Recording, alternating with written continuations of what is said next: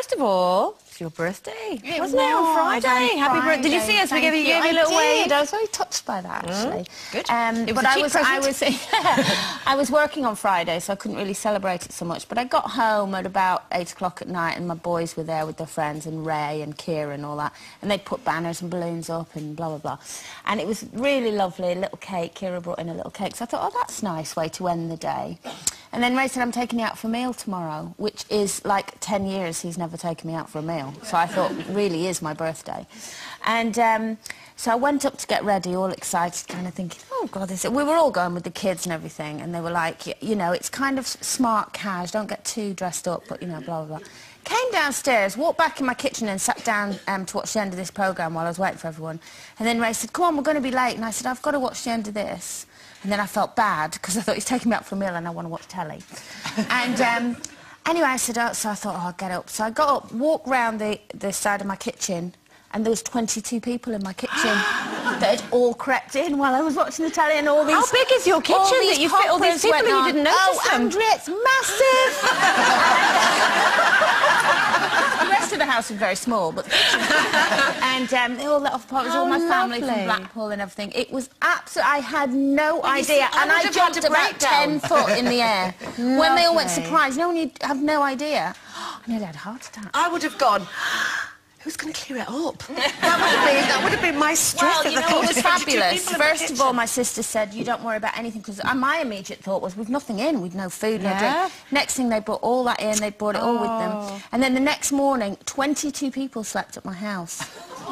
Now, I haven't got 22 bedrooms. I have 4 bedrooms, but there was bodies everywhere, including on the landing, in the hall, in the I mean, it was brilliant. Brilliant. And they all brought sleeping bags and stuff. And then the next day, I woke up at 10 o'clock, because we didn't go to bed till 6. And I woke up at 10 and I thought, oh, I need to get down there before 22 people go down, make it even worse. I thought I'll clean it up. And my brother's friend, Dave Cregan, I shall name him, as I walked into the kitchen, was just finishing off mopping the kitchen floor. He was like the cleaning fairy. He'd cleaned, it was better than it ever looks. So I'm now living with him. Well, I didn't get a surprise this weekend. I gave a surprise, and I'm rubbish at surprises. I'd rather not even try. But basically, one night Steve and I were chatting, and it kind of came up in conversation, like it does.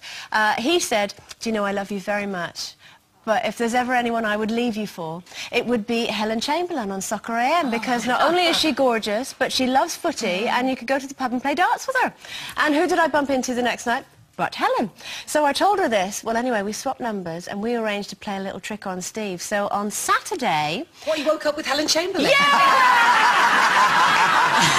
No, on Saturday, I pretended I had to go out to work, but actually I wasn't going to work. Well, have a look at this. This is where I was on Saturday. I'm here to play a trick on my husband, Steve. Yes. Hello, Steve. That's when you came out, isn't it? You were waving and pointing at Steve. Steve doesn't know you're here. Steve doesn't know I'm here. He thinks I'm somewhere else and working. In fact, I texted him just about 3 minutes ago to say I'm nearly home. Yeah, okay. So, but I'm not. I'm here. Hey, I'm so impressed! And can I just say, hello Helen, and hello Max, and hello everyone on Soccer AM. They were fab. And I forgot to bring my Soccer AM mug in, but I'm going to try and get you a loose women one so we can do a swapsy. It was great fun. I'm really jealous of you. It was fun. That's quite cool, though, isn't it? I know, not me. I was Nana Soccerette. Now, moving on, the French President Nicolas Sarkozy and his wife Carla Bruni were photographed out in Paris voting in regional elections. With speculation rife about the state of their marriage, it was hoped that the appearance would quash the recent rumours. However, when Monsieur Sarkozy made repeated attempts to clasp his wife's hand, she didn't want to accept it. So she's well and truly palmed him off. But is there nothing nicer for us than holding hands? Do you like holding hands? No, I'm with her. I mean, you know, I don't like all this. I've never liked holding hands. And when I was first stepping out with my husband now, I said, don't, it makes me look old and fuddy-duddy and... Only if he's holding it like that. Come on, Nana. No, well, I'm saving it for later.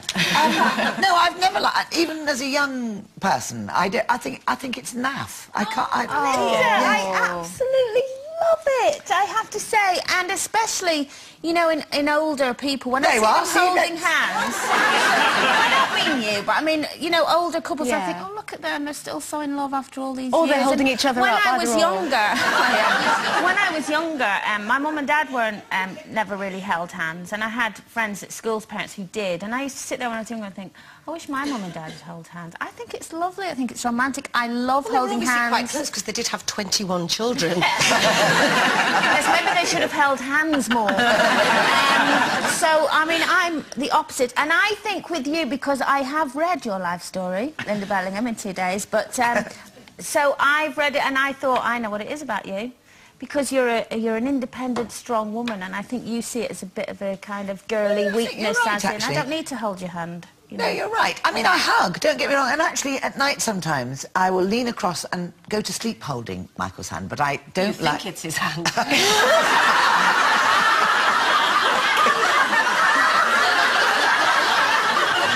Yes, my cuddly toy.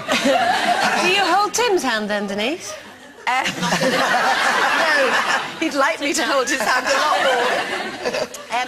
I'm not a great... I love when you see really sort of little old couples holding hands down the road and everything, and I do like to see that. But the reason that I don't like holding hands with Tim is because he walks slower than me.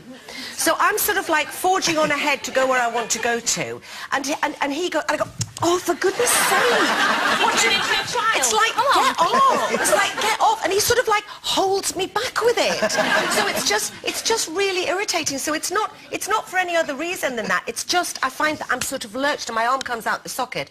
And because he wants me to walk he's wanting me to walk at his pace. Yeah. However, I love holding, obviously, my children's hands. Matthew says, Mum, I'm 21 in a couple of weeks. Can you please stop doing that? Because we both do that to the older ones when we're crossing a road. We still do that sort of holding hands thing. But anyway, so the answer is no, I don't really like holding hands that much. But I do cuddle and I do linky things in that, but when it's on my turn. Linky things. Linky things. You have to make him keep up with you. And I don't get these girlfriends holding hands everywhere they go nowadays. Oh. Do you not? No. OK, before you wander off, we've